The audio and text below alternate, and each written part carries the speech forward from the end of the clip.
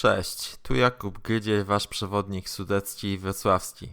Dzisiaj pokażę wam, jak w prosty sposób zrobić survivalowy sznurek. Do tego celu wykorzystamy pokrzywę zwyczajną, roślinę szeroko rozpowszechnioną w klimacie umiarkowanym o ogromnej ilości zastosowań. Rośnie ona na żyznych siedliskach w lasach, zaroślach, a także w miejscach ruderalnych. Znajdziecie ją w pobliżu brzegów rzek i potoków w niższych partiach gór. Każdy dobrze ją zna z powodu parzących włosków na łodygach i liściach. Najpierw trzeba znaleźć kępę pokrzyw o łodygach o grubości 9 do 11 mm lub większych. Takie najlepiej nadają się na sznurek. Zbiorów w przeszłości dokonywano między sierpniem a wrześniem, gdy pokrzywy zaczynają już więdnąć i pojawiają się żółte liście. Im grubsze i wyższe łodygi, tym szybciej przebiegnie praca. Do wykonania około 3 metrów sznurka potrzeba mniej więcej 20 pokrzyw. Kładziemy roślinę na ziemi, przyciskając butem dolną część łodygi tuż przy kłączu. Dzięki temu można ją odłamać bez poparzenia. Powtarzamy czynność, aż zbierzemy potrzebną ilość.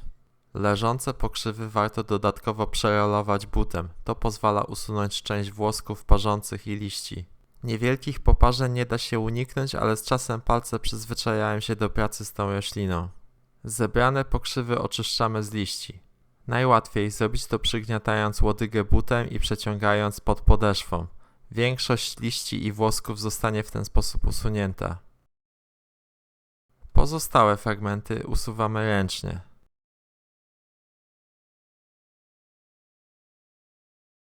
Teraz przechodzimy do kluczowego etapu.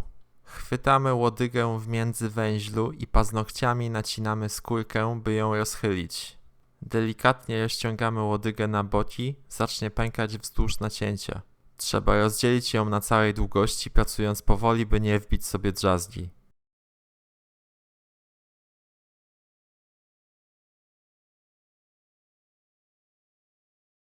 Następnie łamiemy łodygę na pół i oddzielamy twarde zdrewniałe wnętrze od miękkiej części zewnętrznej. To właśnie ta zewnętrzna warstwa dostarczy włókien, z których powstanie sznurek.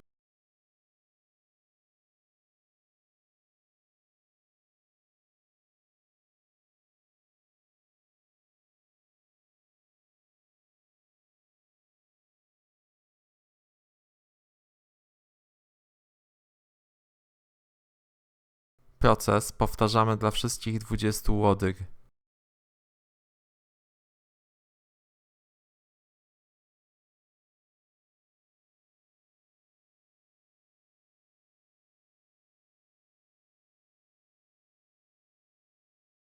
Zebrane włókna przypominają zielone włosy. Włókna zabieramy w miejsce, gdzie możemy spokojnie usiąść na około 1,5 godziny.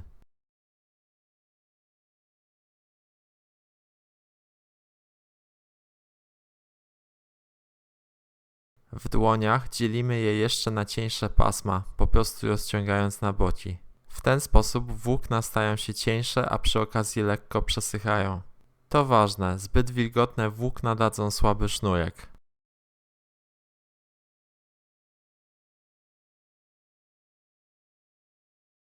Kiedy włókna są gotowe, można zacząć przędzenie.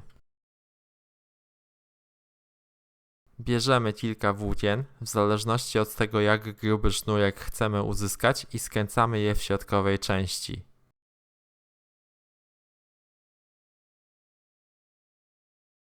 Tworzy się wtedy mała pętelka, początek naszego sznurka. Dalej kontynuujemy, jedną stronę skręcamy, a następnie przekładamy ją na drugą stronę.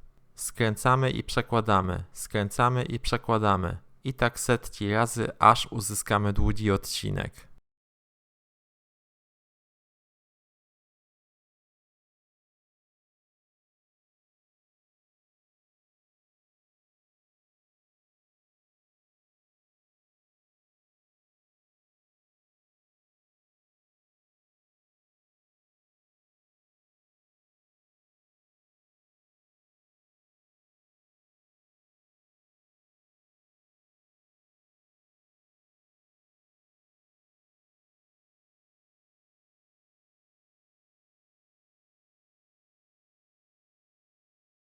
Kiedy włókna się kończą, dokładamy nowe, wplatając je między już skręcane pasma i jednocześnie kontrolując grubość sznurka.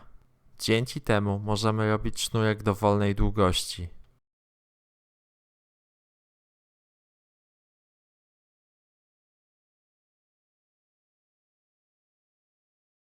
Proces plecenia 3-metrowego sznurka zajmuje około 1,5 godziny. Z praktyką czas ten znacząco się skraca, a sznurki stają się mocniejsze i ładniejsze. Najlepsze rezultaty uzyskamy, gdy włókna najpierw wysuszymy i dokonamy poprawnej obróbki, a tuż przed skręcaniem lekko zwilżymy wodą. W warunkach survivalowych jednak wystarczy metoda szybka, bez dodatkowej obróbki. Sznurek będzie gorszej jakości, ale macie go w ciągu kilkudziesięciu minut. Na końcu, gdy skończycie plecenie, wystarczy zrobić mały supeł, aby sznurek się nie rozplątał.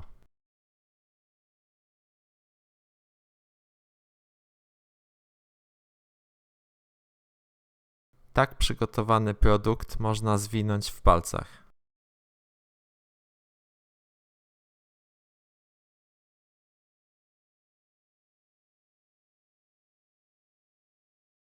Trzymetrowy sznurek z pokrzywy jest wystarczająco mocny, by powiesić plecak o wadze kilku kilogramów.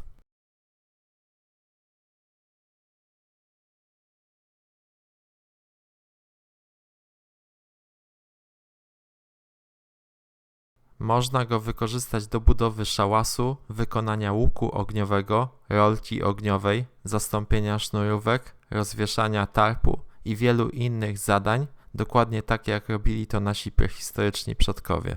W przeszłości szyto z pokrzywy mundury dla armii, z młodych roślin można przygotowywać potrawy jako dodatek. Da się z niej nawet robić papier.